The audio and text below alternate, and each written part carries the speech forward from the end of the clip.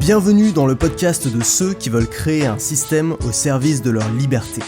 Je partage avec toi des idées pour vivre de ce qui te passionne, des conseils pour simplifier ton quotidien, être plus efficace et accomplir davantage, des opinions pour penser différemment, sortir du moule et vivre selon ses propres termes.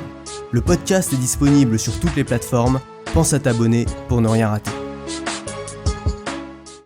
Bonjour, alors je vais faire quelque chose que j'ai pas l'habitude de faire dans le podcast, c'est de répondre à un message privé que j'ai reçu sur Messenger. Alors c'est un message de Mélanie, j'espère que si tu m'écoutes, tu m'en voudras pas de l'avoir lu. Bon, il y a rien de personnel dans ce message-là, mais je pense que c'est une question que se posent beaucoup de gens. C'est une question aussi sur le est-ce que je dois y aller ou pas, tu vois, par rapport au métier que je propose, tu vois, par rapport au fait de vivre de son contenu, de devenir libre grâce à ça, de changer son lifestyle. On en arrive souvent à se poser des questions qui sont de l'ordre de l'éthique. Est-ce que je mérite ce que j'ai ? Est-ce que j'ai pas été privilégié ? Est-ce que c'est pas injuste par rapport à d'autres gens ? Et aussi des questions à propos des bienfaits peut-être qu'on apporte à la société. Est-ce que on a notre place dans la société ou est-ce qu'on est juste des parasites ?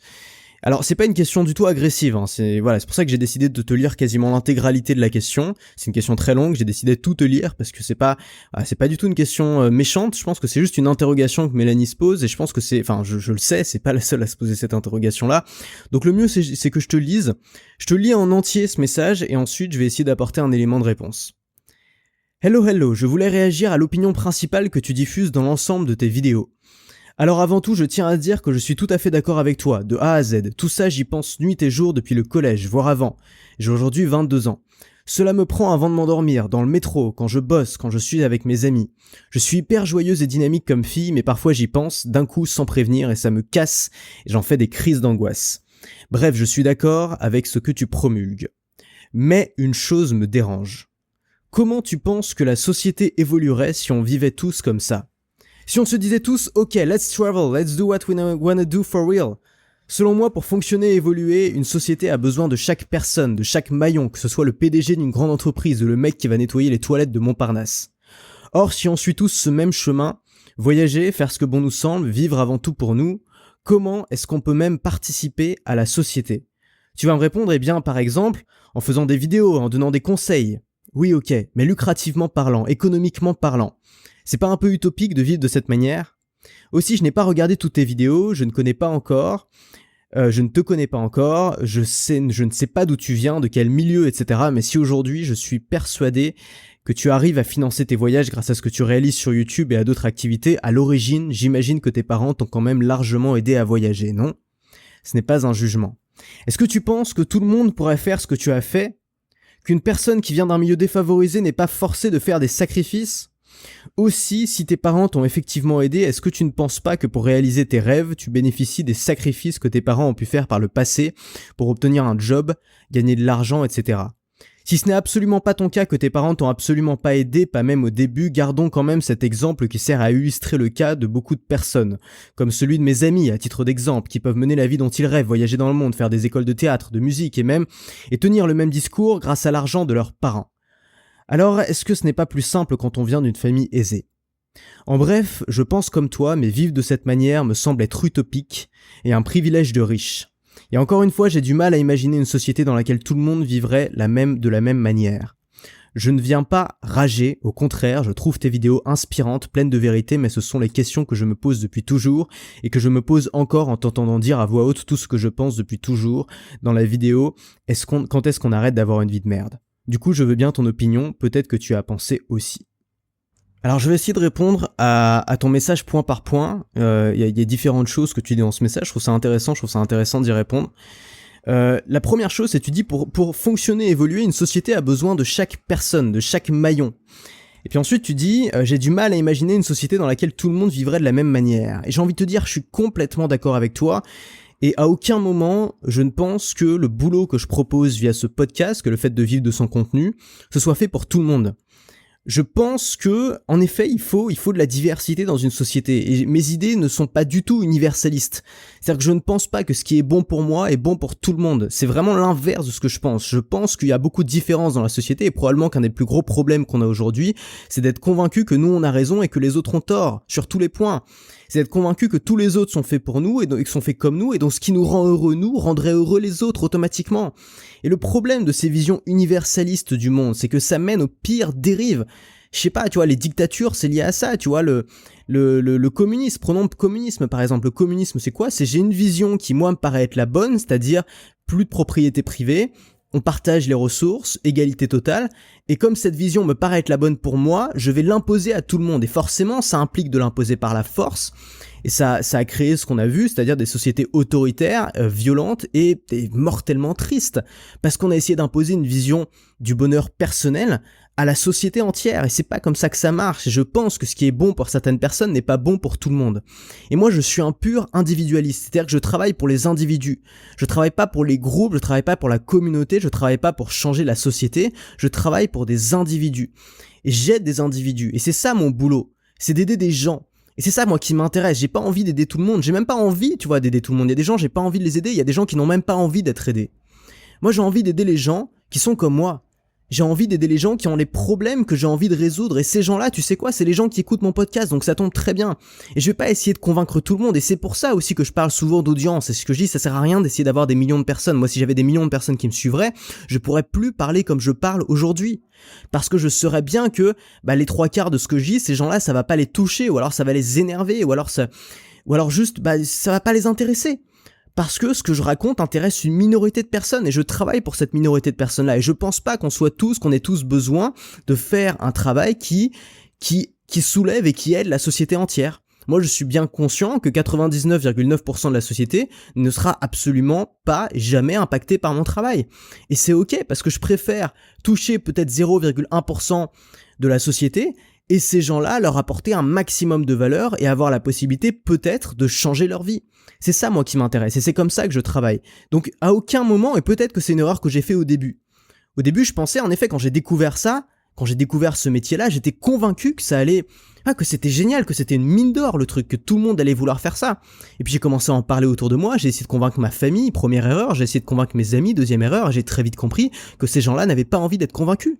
Parce que ces gens-là avaient déjà une image d'eux-mêmes, une image de ce qu'ils étaient, de leur place dans la société, qu'ils n'avaient pas envie de changer.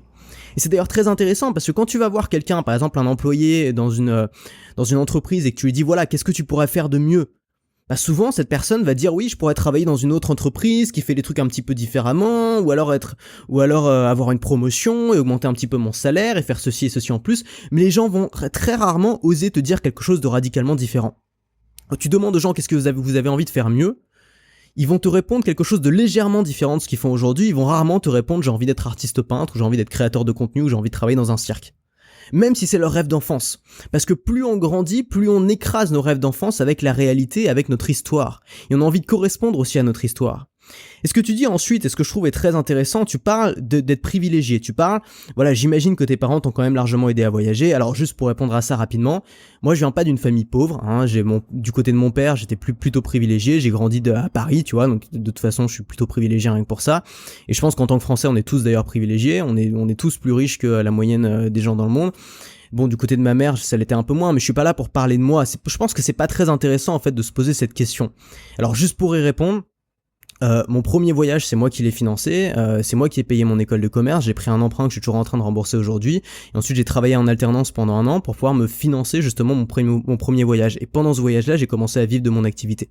C'était très important pour moi, justement, de pas dépendre de mes parents. Et je pense que c'est aussi, on pense que les enfants de privilégiés ont tous les avantages dans la vie, c'est pas le cas. Il suffit de regarder souvent les enfants de stars, ou les enfants de gens qui sont célèbres ou qui ont une réussite extraordinaire. Ils ont souvent l'inverse de réussite en termes de leurs parents, ils ont souvent beaucoup de mal à percer, où ils ont souvent des gros problèmes psychologiques parce qu'ils ont le poids écrasant de la réussite de leurs parents sur les épaules. Et c'est aussi quelque chose qu'on voit pas forcément. Mais moi, par exemple, dans le métier que je fais, dans le fait de créer du contenu et d'en vivre, on peut le dire, hein, c'est le métier de blogueur ou youtubeur ou formateur, c'est un métier qui fait bander personne chez les gens privilégiés. C'est un métier, c'est la honte, tu vois. Tu dis à tes parents, je sais pas, tu vis dans le 16e et tout, dans un château, tu dis à tes parents, je veux être blogueur. Regarde la tête de ton papa qui est dans le Fortune 500, et ça, à mon avis, il va pas t'encourager, tu vois. Donc faut aussi voir ça, faut aussi voir que souvent, on est dans l'imitation de ces modèles. Et alors, en effet, les gens qui sont pas privilégiés ont des modèles de réussite qui correspondent pas forcément à leur ambition à eux, donc c'est difficile parce souvent on suit nos modèles. Mais les gens qui sont des enfants de parents qui ont une grosse réussite financière ont aussi des modèles qui rendent leurs rêves difficiles à accomplir, et moi je l'ai vu, tu vois, j'étais en école de commerce ou même avant, enfin j'ai été dans des milieux plutôt privilégiés et j'ai vu souvent la plupart de ces gens-là font un boulot qu'ils détestent après. Tu vois, ils deviennent avocats, médecins, ils se tapent 10 ans d'études, tu vois, ils se plaignent de leurs études pendant 10 ans, quand tu vas boire un verre avec eux c'est l'enfer parce que les mecs sont là en train de se plaindre pendant des heures et tu peux pas en placer une et ils veulent pas entendre ce que tu fais parce qu'ils sont complètement jaloux de ton bonheur simple, et ces gens-là le font uniquement parce qu'ils ont eu comme modèle ces réussites-là et qui doivent correspondre à ce modèle-là. Donc faut pas penser que parce que tu viens d'un milieu privilégié c'est plus facile, et d'ailleurs justement dans mon métier, bah la plupart, moi j'en ai rencontré plein des gens, et la plupart de ces gens-là viennent pas d'un milieu spécialement privilégié. Parce que justement, voilà, pour ce que je t'ai expliqué là. Donc ça c'est la deuxième chose. Et la troisième chose, c'est surtout que aujourd'hui, ce qu'on voit beaucoup, et c'est très français, je trouve, c'est que on a cette culture de la victimisation et de la culpabilisation. Ça veut dire quoi ? Ça veut dire que les gens qui viennent pas d'une famille privilégiée, on va les victimiser constamment. On va leur rappeler constamment qu'ils sont pauvres, malheureux, qu'ils n'ont pas eu de chance dans la vie. Et les gens qui, au contraire, viennent d'un milieu privilégié, on va les culpabiliser constamment. Tu vois, il suffit de voir, c'est dommage, mais il suffit de voir quelqu'un qui a envie, je sais pas, qui a envie de créer quelque chose de grand, de bâtir une entreprise ou de devenir politicien, par exemple. Les gens vont d'abord aller regarder ses parents, et s'il a le malheur d'avoir des parents riches ou avoir des parents célèbres ou je sais pas quoi, on va dire que c'est des fils à papa et qu'ils sont pistonnés, même si c'est pas le cas. Et c'est difficile, tu vois, ils ont rien demandé, tu choisis pas ta famille, encore une fois. Donc je pense pas qu'il y a un côté qui soit vraiment magique, quoi. Je pense que quand tu viens d'une famille trop privilégiée, ça peut aussi être un handicap, surtout quand tu veux être heureux dans la vie et faire ce que t'aimes. Et puis, on a cette culpabilisation, c'est-à-dire qu'il y a plein de gens qui viennent d'une famille privilégiée, c'est peut-être ton cas, moi j'ai le sentiment que c'est ton cas, et t'es pas le seul, t'es pas la seule, enfin voilà, j'ai des potes, c'est leur cas aussi, je connais plein de gens, c'est leur cas aussi, qui culpabilisent de ça. Ils culpabilisent d'être nés, d'avoir eu une cuillère en argent dans la bouche, d'avoir eu une famille facile, d'avoir pas été battus par leurs parents, d'avoir pas eu de problème durant leur enfance, voilà.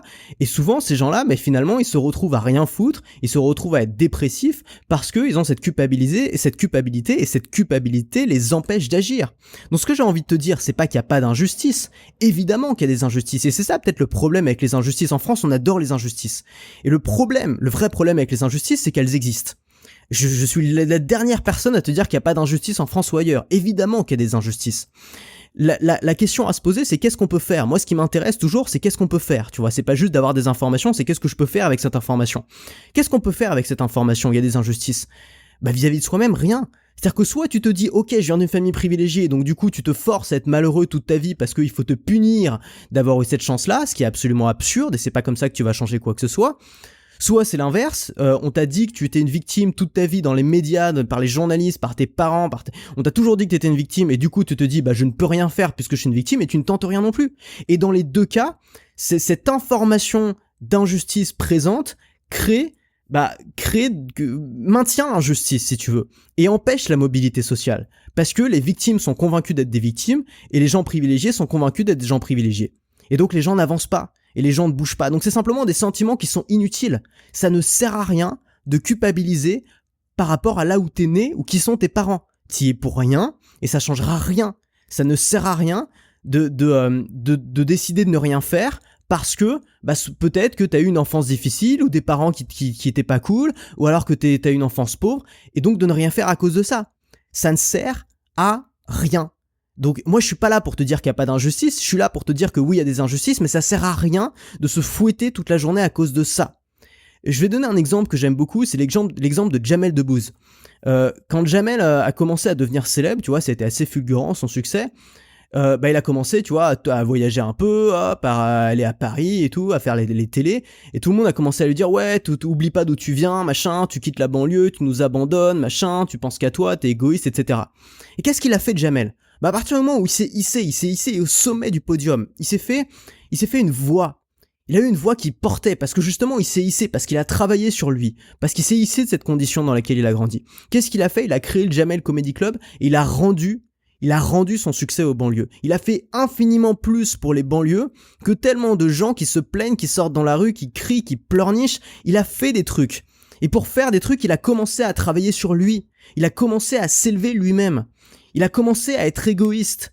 Et c'est pour ça que, tu vois, beaucoup de gens critiquent l'égoïsme en disant ah c'est pas bien, tu penses qu'à toi, il faut penser aux autres. Mais c'est bien de penser aux autres. Mais si t'as rien à apporter aux autres, ça sert à rien de penser aux autres. À part se fouetter le cerveau, encore une fois, ça ne sert à rien. Donc commence par t'occuper de toi-même, commence par t'élever toi-même pour avoir peut-être une voix, pour avoir peut-être un podium, et ensuite peut-être tu pourras rendre aux autres. tu pourras redonner aux autres. Donc ça, c'est la deuxième chose et je pense que c'est important. Et je pense que beaucoup de gens qui sont dans cette espèce de culpabilité d'avoir eu une enfance facile, ou d'avoir eu une enfance privilégiée, se privent de la possibilité de rendre service à la société, de rendre à la société ce qu'elle leur a donné. En faisant quoi ? En ne faisant rien, simplement parce qu'ils culpabilisent et qu'ils te disent j'ai rien droit de faire, j'ai pas le droit de m'occuper de moi parce que je culpabilise. Ensuite, tu parles comment est-ce qu'on peut participer à la société, économiquement parlant. Alors, j'ai envie de te répondre simplement en payant ses impôts. Plus tu gagnes d'argent, plus tu payes d'impôts, hein, c'est surtout en France. Et plus tu dépenses d'argent, donc plus tu réinjectes de l'argent dans la société. Et puis, comme tu dis, tu peux rendre ça. Tu peux rendre ça par ton métier, en te hissant, en ayant une voix. C'est-à-dire que, tu vois, en essayant, par exemple, en essayant de vivre, je vais donner un exemple tout bête, très pratique, tu vois. En essayant de gagner de l'argent avec ce que tu fais sur YouTube, par exemple. Bon, il y a beaucoup de gens qui vont te critiquer en disant « Ah, c'est pas bien, il faudrait faire ça bénévolement, gna gna gna gna gna. » En essayant de gagner de l'argent en faisant ce que tu aimes sur YouTube, ça va te permettre quoi ? Ça va pas te permettre simplement de t'acheter une BMW, une belle montre et de te la péter dans les soirées. Ça va surtout te permettre d'avoir un métier qui va pouvoir te suivre toute ta vie. Et donc de devenir meilleur dans ce métier-là, de pouvoir mettre tous tes pions dans ce métier-là, de pas être obligé justement de passer tout le reste de ta journée à bosser chez McDo, mais de pouvoir passer le reste de ta journée à bosser sur ce que tu aimes, à devenir meilleur là-dedans, à te hisser, à augmenter ton audience, à faire plus de produits peut-être qui vont davantage aider les gens. C'est un truc de fou la rage qu'ont les gens vis-à-vis de ça. Moi, il y a des gens qui m'envoient des lettres d'insultes, qui m'envoient des mails d'insultes, tu vois, parce que je vends des formations. Des gens qui sont évidemment jamais clients, qui ont jamais rien acheté. Juste parce que j'ai le culot de proposer un produit à vendre. Mais quand tu proposes un produit à vendre, tu proposes quelque chose en plus. Encore une fois, c'est comme le popcorn au cinéma. Personne n'est obligé d'acheter du popcorn au cinéma. Moi, j'aime pas le popcorn, j'en bouffe pas au cinéma, et ça me fait pas chier que ils en vendent pour les gens qui en veulent, tu vois. Personne t'oblige à l'acheter. Donc encore une fois, tu proposes simplement quelque chose en plus. Quand tu vends par exemple des formations, quand tu vends des produits, tu proposes toujours quelque chose en plus. Tu n'enlèves rien aux gens.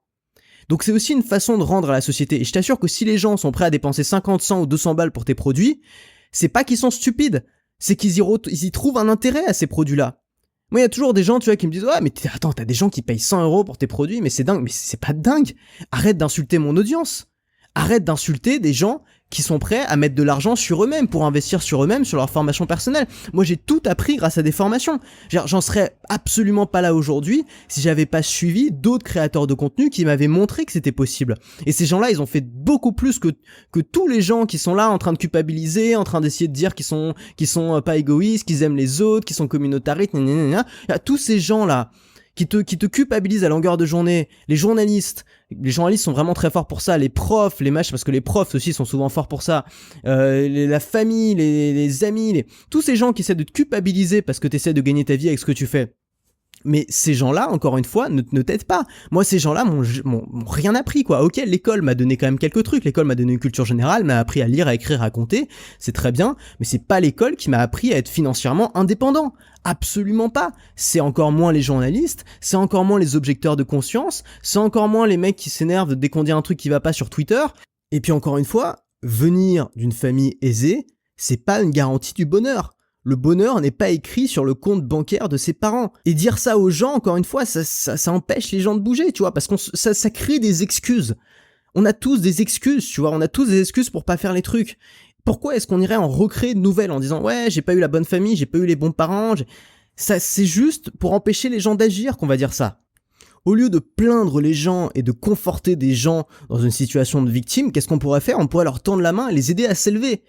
Et c'est ça que tu peux faire en tant que créateur de contenu, c'est une des choses que tu peux faire en tant que créateur de contenu, mais pas seulement. Je pense que dans plein de domaines de la société, tu peux faire ça, tu peux simplement aider des gens à accomplir leurs rêves, à accomplir leur objectif, au lieu de leur casser leur objectif en disant « Oh là là, t'as pas de chance, mon pauvre ami », et souvent c'est ce qu'on fait, même avec ses amis, souvent c'est ce qu'on fait. C'est-à-dire que ses amis, t'as tes amis qui viennent se plaindre à toi, et toi, ce que tu trouves à dire, c'est « Ouais, mon pauvre, t'as pas de chance ». Mais n'empêche que ça résout, on sait très bien que ça résout pas le problème de faire ça. Par exemple, quelqu'un qui tombe toujours sur des mauvais partenaires en amour. T'as deux solutions dans ce cas-là. Soit à chaque fois tu vas pleurer dans les jupes de tes amis pendant 2 heures pour qu'ils te réconfortent et tu recommences la même connerie la semaine suivante.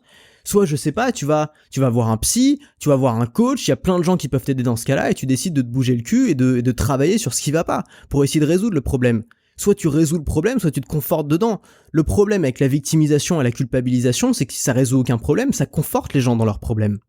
Et c'est peut-être aussi ce qui se passe avec beaucoup de causes aujourd'hui. Aujourd'hui, il y a beaucoup de causes qui font débat, par exemple le féminisme. Alors j'ai vraiment pas envie de parler de ça sur ce podcast, parce qu'il y a déjà trop de gens qui s'énervent là-dessus sur internet, ça devient un peu dingue. Et peut-être que ça fait partie des causes où c'est des choses qu'il vaut mieux incarner que de proclamer.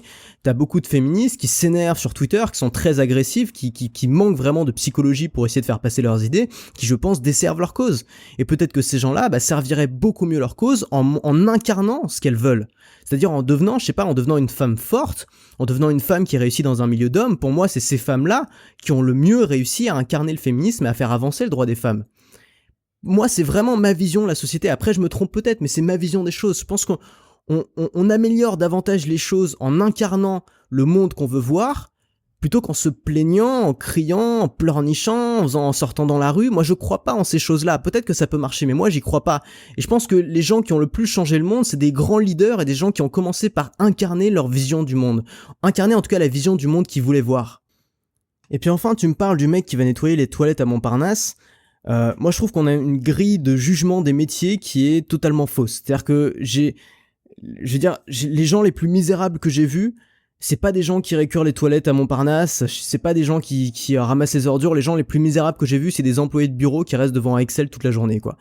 Et franchement, moi aussi aujourd'hui, tu me disais, ok, maintenant t'as deux choix. Soit je sais pas, tu deviens avocat, tu tapes 10 ans d'études super chiantes à faire des trucs que tu détestes pour faire finalement un métier qui consiste à manipuler de la paperasse, soit tu ramasses les poubelles. Franchement, choisis la deuxième option. Parce que, enfin, on a aussi une vision qui est, tu vois, c'est méprisant. Rien que le fait de dire que le fait de récurer les chiottes à Montparnasse, c'est méprisant.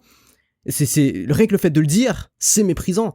Et il y a pas forcément, tu vois, pour moi, c'est pas les pires métiers, franchement. Et je connais des gens qui sont éboueurs parce que quand t'es éboueur, tu termines ton travail à midi, donc tu peux t'occuper de tes enfants l'après-midi, faire du sport, faire ce que tu aimes, tu travailles en plein air. Alors ok, ça pue, mais au bout d'un moment, tu t'y fais. Et franchement, moi, je préférais aujourd'hui faire ce boulot-là que de faire un boulot qui consiste à rester devant un tableau Excel toute la journée, un boulot qui te prend ton temps de cerveau, qui t'empêche de réfléchir, qui t'empêche de faire d'autres choses, qui te draine ta vie petit à petit. Je veux dire, on a aussi une vision du monde où genre on a une sorte de vision de l'excellence où il y a des boulots qui sont du bon côté de la barrière, des boulots qui sont du mauvais côté de la barrière, et il faut absolument faire ce boulot-là et pas celui-là. Et pourtant, je sais pas, en termes de conditions de travail, il y a des boulots qui sont bien meilleurs. Et quand tu voyages, tu t'en rends compte. Je sais pas, quand tu vas dans des pays pauvres, je sais pas, au Cambodge et tout, bon, tu te rends bien compte que les gens qui travaillent dans la nature, les gens qui travaillent dans la ferme, qui travaillent dans la maison familiale ou qui ont un petit boui-boui qui vendent des trucs à la sauvette sont souvent beaucoup plus heureux que leurs fils qui ont fait des études et qui travaillent dans un bureau. Et je sais que ça choque des gens, ce que je dis là. Mais la raison pour laquelle ça choque des gens, c'est parce qu'on a été conditionné à croire que les seuls bons métiers, c'était les métiers qui nécessitaient d'avoir des diplômes, qui nécessitaient de faire de longues études, qui t'apportaient un statut social à un iPhone 10. Mais il y a aussi, tu vois, enfin, franchement, un job de salarié dans une grosse boîte, moi, c'est vraiment un des trucs qui me fait le moins rêver au monde, quoi. Je préfère être conducteur de camion, tu vois, faire un truc simple, un truc qui me permet de réfléchir, qui me permet de me former, qui me permet d'avoir du temps libre à côté pour faire ce que j'aime. On est extrêmement conditionné. D'ailleurs, je t'invite à lire un bouquin que j'ai adoré sur ce sujet-là, qui s'appelle Sapiens, et le bouquin qui s'appelle Homo Deus, qui est la version 2. Et ce bouquin-là t'explique, alors il fait une très bonne analogie, il utilise l'agriculture, et t'explique que l'agriculture, qui paraît une évidence aujourd'hui, l'était pas du tout au début, et qu'on était probablement beaucoup plus heureux quand on était des chasseurs-cueilleurs que quand on a commencé à passer nos journées à plier en deux, tu vois, à couper du blé, quoi. On ajoute de la complexité, on ajoute des tâches, on ajoute des heures de travail, et on fait croire aux gens que c'est mieux, tu vois, avec cette mentalité du travailler plus pour gagner plus, donc implicitement pour être plus heureux, qui est pas forcément vrai, quoi. Donc moi, ce que je propose sur ce podcast, c'est une version simple, tu vois, c'est une version simple des choses. Ce que je propose aux gens, c'est de monter leur truc à côté, c'est de pas tomber dans ce piège de tu dois faire de très longues études pour faire un très bon boulot, pour ensuite attendre ta retraite et peut-être avoir une piscine à 60 ans. Moi, je propose aux gens qui ont envie d'une alternative à tenter le coup. Mais évidemment, ça demande d'en avoir d'abord envie. Ça demande de comprendre qu'on n'a pas envie de vivre cette vie qui a été un petit peu designée à l'avance pour nous. On nous a fait croire que c'était la meilleure option pour nous. Ça nécessite aussi de réussir à se détacher un peu de sa condition, que tu viennes d'un milieu privilégié ou pas, c'est-à-dire de se détacher des rôles modèles, tu vois, des gens que, je sais pas, de tes parents, de tes amis, de ce que font tous ces gens-là, et je t'assure que c'est difficile. Quand t'as tous les gens de ton milieu qui font à peu près la même chose et que toi tu décides d'être blogueur ou youtubeur, je te promets que dans tous les cas c'est difficile, quel que soit le milieu duquel tu viens.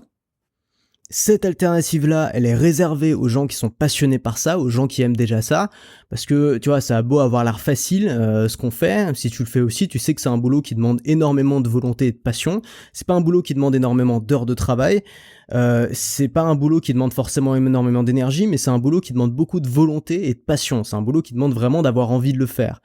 Et pour les gens qui rentrent dans ces critères-là, qui rentrent dans ces conditions-là, c'est-à-dire qui ont vraiment très envie de le faire, qui sont prêts à s'impliquer, à s'investir et qui y croient surtout, ça peut marcher. Et voilà, j'avais deux choix à la base. Le premier choix, c'était de pas le faire, en me disant de toute façon, si je le fais, ça aidera pas de la société entière à s'améliorer. De toute façon, c'est une vision utopique du monde, donc je le fais pas. Ou alors de me dire, il y a quelques personnes que ça peut aider, donc je vais le faire. Et puis comme ça, je vais essayer en même temps d'avoir un système gagnant-gagnant, un système qui moi me permet de designer le lifestyle que j'ai envie d'avoir, c'est-à-dire d'avoir une vie libre et une vie riche, et en même temps d'aider les gens qui sont comme moi à faire la même chose. Et c'est ce que j'essaie de construire aujourd'hui. Ça prend du temps, c'est pas facile, ça marche pas avec tout le monde. Y a des tas de gens qui seront jamais d'accord avec ça et c'est pas grave et c'est ok. Mais je pense que dans plein de domaines, dans plein de thématiques, il y a de la place pour d'autres gens. Et j'espère que si toi t'écoutes ce podcast, t'as envie de le faire aussi. Donc juste pour répondre enfin, pour répondre à Mélanie, j'ai envie de te dire, vis ta vie, apporte ce que tu as de meilleur à apporter, apporte ce dans quoi tu es bien, et amuse-toi, et arrête de te culpabiliser avec ça, arrête de dire, ouais, mais je viens d'un truc privilégié, donc c'est pas bien, donc j'ai pas le droit d'être heureux. Le bonheur, c'est pas un gâteau qui se partage, tu vois, quand tu prends une grosse part de bonheur, t'empêches pas les autres d'avoir leur part à eux. Au contraire, souvent même, tu vois, les gens qui sont heureux apportent le bonheur autour d'eux. Donc t'as le droit d'être heureux, t'as le droit de t'amuser, t'as le droit de faire ce que tu fais, t'as le droit d'apporter une valeur, t'as le droit d'apporter de la valeur à peu de gens, à un petit groupe de personnes. Et c'est toujours mieux que de rien, et c'est toujours mieux que d'attendre et de se poser 50 000 questions et de culpabiliser. Voilà, j'espère que j'ai répondu à ta question. Je vais pas faire mon appel à l'action aujourd'hui parce que je voulais vraiment me concentrer sur cette question-là, mais bon voilà, t'as un lien en description qui t'emmène vers une formation qui est en promo pendant jusqu'à jeudi seulement, donc si ça t'intéresse, tu peux aller voir. Et puis j'espère que le but de ce genre de podcast, c'est quoi ? Le but de ce genre de podcast, c'est de travailler un peu sur notre mindset. Parce que se lancer là-dedans, ça peut être difficile, surtout quand on lit ce genre de message où on se pose la question du sens de ce qu'on fait. Est-ce que j'ai vraiment raison de faire ça ? Est-ce que c'est vraiment éthique ? Est-ce que je vais dans la bonne direction ? Et le problème, c'est que ces réponses-là, on les trouve jamais dans notre entourage. C'est très difficile de les trouver dans notre entourage parce que notre entourage peut pas vraiment comprendre ce qu'on fait. Donc je pense que si ton entourage peut pas te l'apporter, si tes amis peuvent pas te l'apporter, moi peut-être que je peux te l'apporter. J'essaie de t'apporter cette réponse-là. Et le mieux peut-être c'est de rencontrer des gens qui font la même chose, rencontrer ces gens-là. Et tu vas t'apercevoir que ces gens-là sont souvent des gens très intéressants, sont souvent des gens passionnés, sont souvent des gens qui ont beaucoup à apporter, sont souvent des gens aussi généreux dans les conseils qu'ils vont donner par exemple, ou dans la valeur qu'ils vont vouloir t'apporter. Et souvent ces gens-là, les rencontrer, c'est une bonne manière aussi de se déculpabiliser, de se lancer, de briser un petit peu ces barrières mentales qui peuvent t'empêcher d'avancer. Voilà, j'espère que ça a pu t'aider. Nous on se retrouve dans la formation en promo cette semaine, et puis dans le prochain podcast, à demain. Si cet épisode t'a plu, pense à laisser un avis sur Apple Podcast. Ça te prend 1 minute, tu n'auras à le faire qu'une seule fois, et ça m'aide énormément à me faire connaître. Si tu veux continuer à te poser des questions avec moi, bien sûr, abonne-toi.